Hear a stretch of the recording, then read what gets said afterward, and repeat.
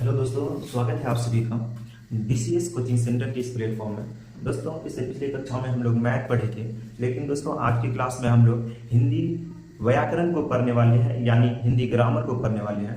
दोस्तों, इससे पहले हम लोग ने कुछ बात किए थे कि भाषा किसे कहते हैं। इसके बाद पढ़े थे कि भाषा के साथ साथ जैसे हिंदी ग्रामर पढ़ने वाले थे, तो यानी ग्रामर की परिभाषा क्या होता है। दोस्तों, ये क्लियर कर चुके हैं।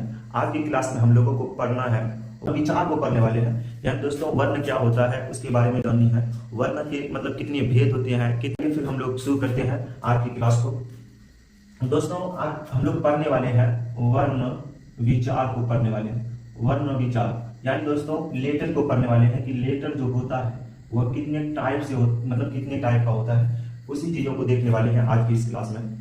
दोस्तों, इस क्लास को शुरू करने से पहले हम लोग पहले व्याकरण किसको कहते हैं। दोस्तों, व्याकरण उस नियम को कहते हैं जिस नियम के अनुसार, यानी जिस नियम के द्वारा हमको शुद्ध शुद्ध पढ़ना, बोलना और लिखना आ जाए, उसी को हम लोग बोलते हैं व्याकरण, यानी ग्रामर बोलते हैं। उसी के बेस पे है दोस्तों ये सब सारी चीजें ग्रामर के अंदर में वर्ण विचार को पढ़ने वाले हैं। दोस्तों, वर्ण किसे कहते हैं उस चीजों को आज हम लोग बोर्ड पे लिख के लाए हैं। वर्ण क्या है या वर्ण किसे कहते हैं। दोस्तों, वर्ण जो होता है जिस मूल ध्वनि आवाज को बोलते हैं, यानी साउंड को, जिस मूल ध्वनि की पुनः मीन से दोबारा, पुनः मीन से दोस्तों, पुनः मीन से होता है, इसका मतलब होता है दोबारा, पुनः मीन से दोबारा, पुनः टुकड़े न किए जा सके, उसे ही वर्ण या अक्षर बोलते हैं। यानी दोस्तों जिस भी लेटर को दोबारा टुकड़ा न किया जा सके उसी को हम लोग बोलते हैं, जिस मूल ध्वनि को पुनः टुकड़ा न किया जाए उसी को हम लोग बोलते हैं वर्ण होता है। यानी वर्ण के दो भेद हैं, एक को हम लोग बोलते हैं स्वर वर्ण, दूसरा को बोलते हैं व्यंजन वर्ण। एक को बोलते हैं स्वर वर्ण और दूसरा को बोलते हैं व्यंजन वर्ण। दोस्तों, अब हम लोग दोनों की परिभाषा को समझने वाले हैं कि स्वर किसे कहते हैं और व्यंजन किसे कहते हैं। जैसे कि अभी बोर्ड में लिखा हुआ है कि स्वर वर्ण किसे कहते हैं, या तो दोस्तों हम दो तरह से लिख सकते हैं, या तो स्वर वर्ण लिख सकते हैं, या दूसरा सिर्फ हम अगर स्वर भी बोले तो कोई भी फर्क नहीं पड़ता है, स्वर भी बोल सकते हैं और स्वर वर्ण भी बोल सकते हैं। दोस्तों, परिभाषा है कि स्वर वर्ण किसे कहते हैं या स्वर वर्ण क्या है। जिस वर्णों को बोलते समय यानी बोलते टाइम किसी अन्य होता है दोस्तों दूसरा, अन्य में से दूसरा होता है, यानी किसी अन्य वर्ण यानी दूसरे वर्ण की सहायता या मदद न लेनी पड़े, उन्हीं को हम लोग बोलते हैं स्वर वर्ण। यानी स्वर वर्ण उन वर्णों को कहते हैं जिसको बोलते समय किसी दूसरे वर्ण की सहायता या मदद न लेनी पड़े, उसी को हम लोग बोलते हैं स्वर वर्ण। दोस्तों, अब देखिए कि व्यंजन वर्ण, लेकिन इसकी संख्या जो है दोस्तों वो है 11। 11 है, लेकिन अभी 11 है, 2 को और भी बोला जाता है जिसमें 2 आता है। एक है अ अनुस्वार और दूसरा एक है अ विसर्ग। इस कहते हैं दोस्तों, इसमें नहीं जानी है। कुल टोटल की बात करें तो 13 है, नहीं तो दोस्तों 11। अगर स्वर वर्ण की बारे में बात करें तो अगर कोई 11 बोलता है तो वो भी सही है, अगर 13 बोलता है तो वो भी सही है। आगे हम लोग बात करते हैं कि व्यंजन किसको कहते हैं या व्यंजन वर्ण क्या है। व्यंजन वर्ण के बारे में बात करें तो दोस्तों व्यंजन क्या है, जो वर्ण स्वर ध्वनि की सहायता से यानी स्वर ध्वनि की मदद से बोले जाते हैं उन्हीं को हम लोग बोलते हैं व्यंजन वर्ण। पहला था स्वर वर्ण, जिसको किसी की भी सहायता से बोला ना जाए उसको बोलते हैं स्वर वर्ण, यानी जिसको अगर किसी की सहायता से बोला जाए उसको हम लोग बोलते हैं व्यंजन वर्ण। व्यंजन वर्ण दोस्तों, इसकी भी संख्या में हम लोगों को थोड़ी सी 2 याद करनी होगी। एक तो कभी कभी कोई टीचर पढ़ाता है कि इसकी संख्या 33 है, और दोस्तों अभी हम लोग लेकिन 35 लिखे हैं, या तो 33 बोला जाता है या 35। अभी बाद में पढ़ने वाले हैं कि दोस्तों 35 या 33 इसमें 11 या 13 कैसे है वो अगले हम क्लास में क्लियर करा देंगे। लेकिन अभी जो पढ़े तो उसकी संख्या एग्जैक्ट याद रखनी है 35, व्यंजनों की संख्या कुल 35 है, और स्वरों के बारे में बात करें तो उसकी संख्या जो है 33। यानी वोवेल्स, हिंदी में वोवेल्स की संख्या के बारे में बात करें तो 13 या 11, और कॉन्सोनेंट की बारे में बात करें तो दोस्तों उसकी संख्या है 35। जस्ट पहले इसके हम लोग पढ़े हैं कि स्वरों की संख्या जो होता है वह या तो 13 या 11 के बारे में बात की थी दोस्तों। उसी 13 और 11 को समझना है दोस्तों। अगर बोला जाए अ अनुस्वार और अ विसर्ग, इस दोनों को लेकर अगर बात करें तो कुल टोटल अगर संख्या बात करें स्वरों की तब 13 होगा। अगर अयोगवाह को छोड़कर अ अनुस्वार और अ विसर्ग इन दोनों को बोला जाता है अयोगवाह बोला जाता है दोस्तों। अयोगवाह इन दोनों को अगर छोड़ दिया जाए तब अगर बात करें तो तब 11, तब 11 बोलेंगे, स्वरों की संख्या तब 11। ये दोनों को जोड़ कर बोला जाए तो कुल टोटल 13 है। सेम उसी प्रकार अभी हम लोग व्यंजन में बात किए थे कि व्यंजनों की संख्या जो होता है दोस्तों वो 33 या 35। मतलब क वर्ग से यहाँ से ये है क से लेकर यहाँ तक क वर्ग, चौ से लेकर दोस्तों यहाँ तक वो होता है, लेकिन सारा हलंत के साथ। दोस्तों इसके बाद हम लोग हलंत को पढ़ने वाले हैं कि हलंत क्या होता है। जैसे दोस्तों किसी भी अक्षर में एक ऐसी मात्रा जो लगती है ना उसी को हलंत बोलते हैं। हलंत बोलने का अर्थ है कि दोस्तों किसी भी मात्रा को वो आधी करती है।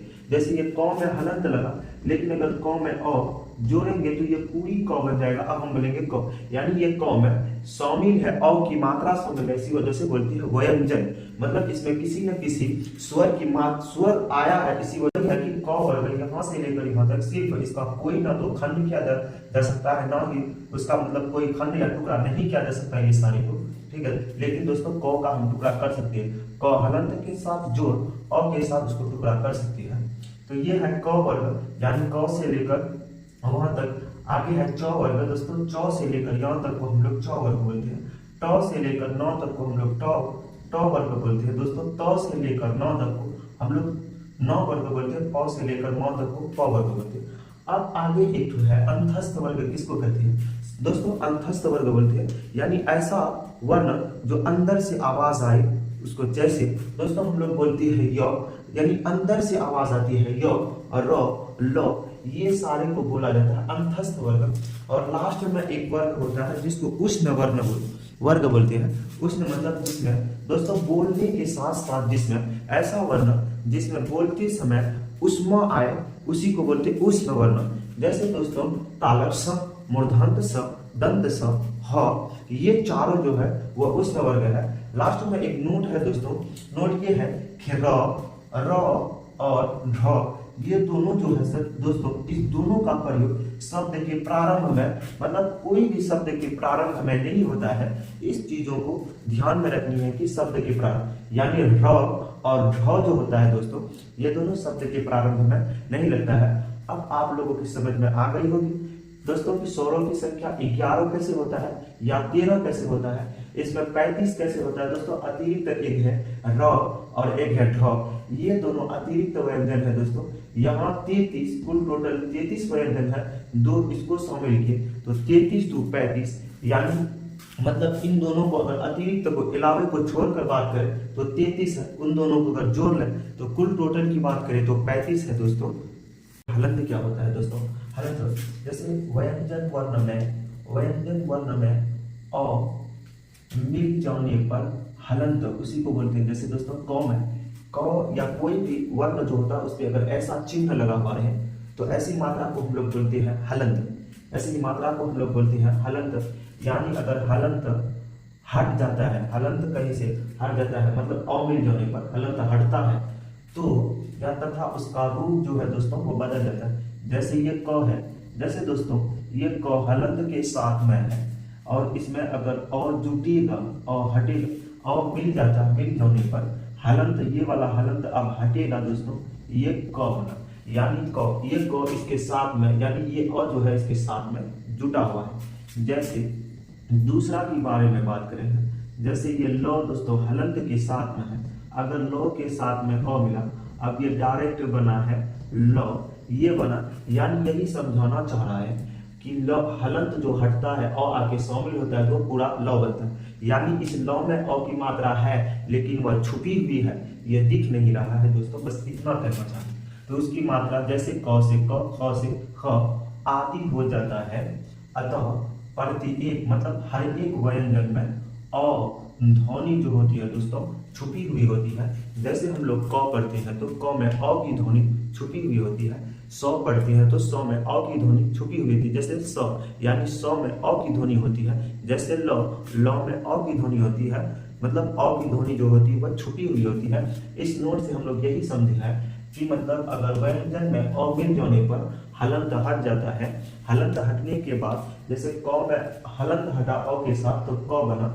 अब आगे हम लोग देखने वाले हैं दोस्तों संयुक्त। संयुक्त का अर्थ होता है जैसे मिलना, संयुक्त मतलब होता है मिला जुला, यानी एक ही ऐसा अक्षर जिसमें एक अक्षर जो बना है वह कई मतलब वर्णों के मिलने से बना है, तो उसी को बोलते हैं संयुक्त व्यंजन। तो अब हम लोग पढ़ने वाले हैं संयुक्त व्यंजन, यानी संयुक्त व्यंजन किसको कहते हैं या संयुक्त व्यंजन क्या होता है, आगे हम लोग उसी को देखने वाले हैं दोस्तों। आइए, संयुक्त व्यंजन क्या है या किसे कहते हैं? संयुक्त व्यंजन उस व्यंजन को कहते हैं जो दो या दो से अधिक वर्णों के मेल से बना हो, जो दो या दो से अधिक वर्णों के मेल से बना हो, उसी को हम लोग बोलते हैं संयुक्त व्यंजन। यानी संयुक्त मतलब होता है मिला जुला हुआ व्यंजन। जैसे दोस्तों, जैसे की बात करते हैं, जैसे आधा यानी क के साथ हलंत प्लस मूर्धांत स, जो ये दोनों मिला है, उसके बाद एक अक्षर बना जिसको अक्षर जानते हैं। और दोस्तों इससे कई मतलब वर्ड बनता है, शब्द बनता है, जैसे वृक्ष, क्षम, कक्षा। आगे है दोस्तों, तो हलंत के साथ र, इसको हम लोग पढ़ते हैं तर, जैसे त्रिशूल, पत्र, चित्र। आगे आधा ज और य से बनता है ज्ञ, आधा ज और य को मिलने के बाद ज्ञ बनता है, जैसे ज्ञानी, ज्ञाता, ज्ञान, etc।